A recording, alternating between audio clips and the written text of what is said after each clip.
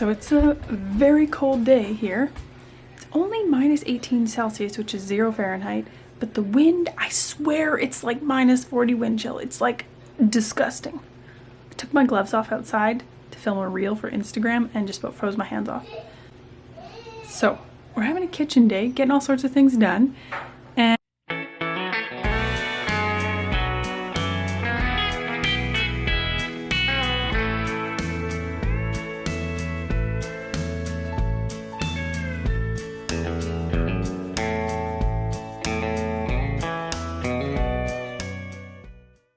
first off today is slicing celery to freeze dry for soups and stews. Then we're washing up a crate of potatoes that's got some bad spots due to a freeze in our root cellar, which I'll tell you about later.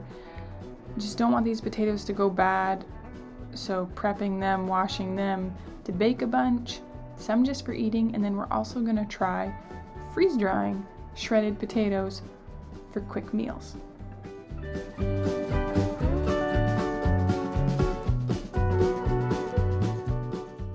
This squash is also a victim of the root cellar freeze, so I'm starting a chicken bucket here.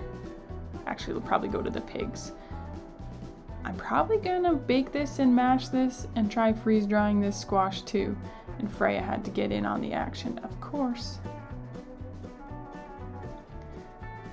Next up, straining some lovely broth that was going all night on low in the crock pot. And then the bones, along with the squash scraps, are all gonna go to the pigs because they're so soft. And this jar of pickles, it froze. That celery is ready to pop into the freeze dryer. So we're gonna go into our guest room here and pop her in.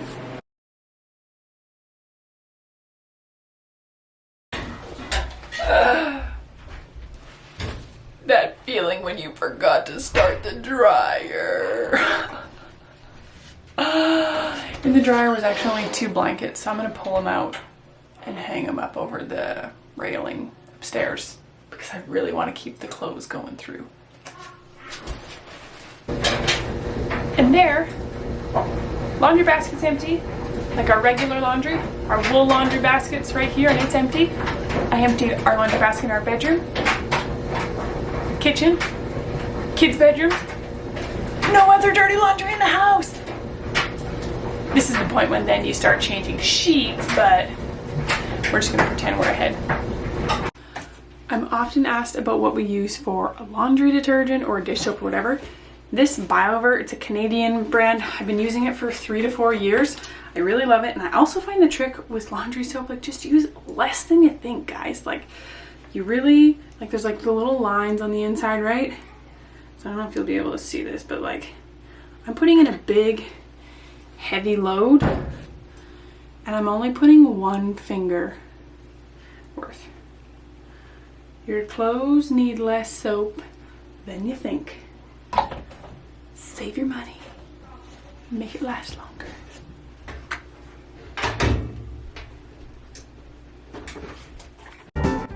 Deeply neglected fridge clean out. Wow, guys. There were some things that went to the pigs that I wish had not gone to the pigs, but it's the way the cookie crumbles sometimes. There was still a lot of things that we're able to just eat right away. Some things just went to the dogs, like there was some heart that we cooked that was kind of just a couple days too long for us to eat, but the dog happily eats. That's the thing about farm dogs. Ours have strong stomachs and they love to eat scraps. So everybody's getting themselves lunch from these various leftovers. I had coleslaw. Here's the dog's lunch going on here with some potatoes too. And of the things we are doing, we're going to deal with some cookie dough. That won't be a hardship. Feed the sourdough starter, and some beets are going to get baked. Okay, friends, it's January, and January in our house means Pantry Challenge. Changes every year on how we do it. I follow the 3 Rivers Challenge. By follow, well, the thing about the 3 Rivers Challenge is you get to choose your own adventure. What works for your family? It could be as simple as like normally you grocery shop 2 to 3 times a week. You're going to challenge yourself to shop once a week for the month of January. Maybe your grocery budget is $1,000. You're gonna challenge $500. Maybe your challenge is that you don't eat out for the month of January or February or both. You get to choose what works for your family. The first year I did this, so the first year I did this, there's no grocery shopping in January, and then minimal only produce shopping in February. Second year, last year, was Marius' first year home full time. And sometimes he would get on these like wild hairs where he really wanted to do this food project and he wanted to go and buy some things at the grocery store to make this thing or whatever. And I didn't stop it. I was like, that's fine. Like, I didn't do any grocery shopping, but he still did some and would make some fun things. And that was cool. And it wasn't worth being legalistic for me. We're at a different point this year, and Marius and I are both on board with not grocery shopping. And our goal is till my birthday in mid-March. So the last grocery shop was like December 30th. I bought organic cane sugar, a case of bananas, half a dozen things of celery, and like a few treats for us to have on New Year's that I can't even remember now. I don't think I really bought any other groceries. So that is what we grocery shopped for before. Oh, and I ordered from Organic Matters like early December, and it has arrived, but then the place where we pick up from is closed, so Marius is just picking it up today. And that wasn't a huge order either. It was like instant coffee and curry powder and cocoa and things like that. So, something I need to be better about doing is bringing stuff up from the root cellar like in bulk. Not just like, oh, dinner's about ready and we were going to have carrots with dinner, like carrot sticks, and now we got to go down and get carrots and scrub them up and everything because they're stored. So I decided on Mondays is going to be like my kitchen prep day. My office days right now are Tuesday and Wednesday. So if on Mondays I like bring up carrots and we wash them and put them in the fridge and make sure we have a cabbage upstairs and bring up oranges because we have a case of oranges and like this and apples and this sort of thing to make it easier. Just make it easier. I thought I'd also give you a root cellar update on the stuff that we put in the root cellar. We had a small freeze in December. On about the 22nd, our root cellar got a little frozen. We lost probably 50 pounds of potatoes and our half a dozen squashes, except for that one you saw me prepping that I had to take bad stuff out of, and one cabbage. So, other than that, oh, there were some apples that kind of ended up a little soft. But let's go into the root cellar and see how things are doing in there. Our root cellar is just in the corner of our basement, and it's stubborn to open, but that's fine because then that means little kids can't open it. So what it is, as you can see, it's an insulated box in the corner of our root cellar that's vented to outside. Sorry, in the corner of our basement. And our basement, this corner of our basement is underground, and it is currently 45 degrees Fahrenheit in here, which is like 7 degrees Celsius. But it has been opened up a couple times this morning, and so that does make a difference in temperature, especially if someone leaves it open for a while, like I'm gonna do now. So here's our root cellar. As you can see right here, when we put it back together after the freeze, what happened is the stuff froze way too close to there, and then it dripped, and it actually happened again now, but Marius did it so that no potatoes are there. These are beef bones that I slow roasted to dry out, and we're keeping them in here, and we feed them to the dogs. These are leeks that I need to finish dealing with the last ones. Here's our carrots. And there's been lots of questions about how we stored carrots. So what we did was we took carrots, only the ones... Can you bring some carrots up? Yes, Mac. I only did carrots that were like absolutely, you know, pretty much perfect. The rest were considered used first, and we just kept them in the fridge and used first. I actually had an empty Epsom salt jug, and I stabbed holes in it and water. So I put a layer of sawdust and then drizzle water layer carrots out individually, sawdust, drizzle, and this is like the stuff you buy for, it's not sawdust, it's shavings, stuff you buy for chicken bedding, so we can still use this after. So this one has started to get out of, I should almost take some out because now it's hard to find carrots in here. But here is carrot, so they've got a bit of growth on them. Other than that, like they're firm, they're crunchy. There's another one here too. Here's a small one.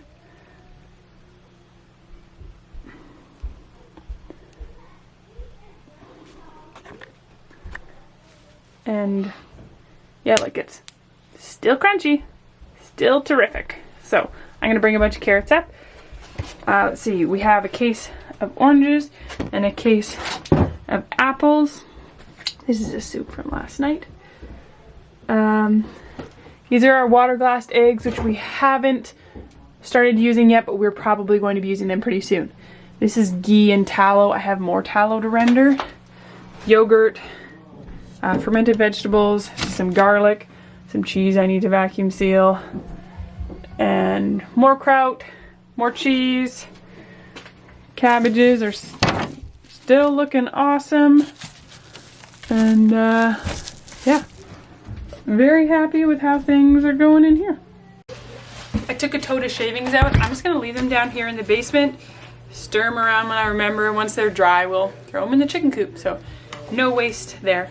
We have friends who do sand, but honestly, a tote full of damp sand with carrots weighs like 300 pounds, and it was just not realistic for us. We did it for one tote last year, and it was, yeah, no. So my leeks, and also there's an onion in here, not sure why. My leeks, the last ones that are left, you know, some of them are starting to dry up and such. I'm going to process these, and by that just like clean them up and then bring them up to the kitchen, and I'm going to slice them, and I'll either use them in soup, or I'll dehydrate them, or I'll freeze dry them. I might dehydrate them because they'll be just fine dehydrated, and my freeze dryer has other things going in it right now that I don't like dehydrated as much.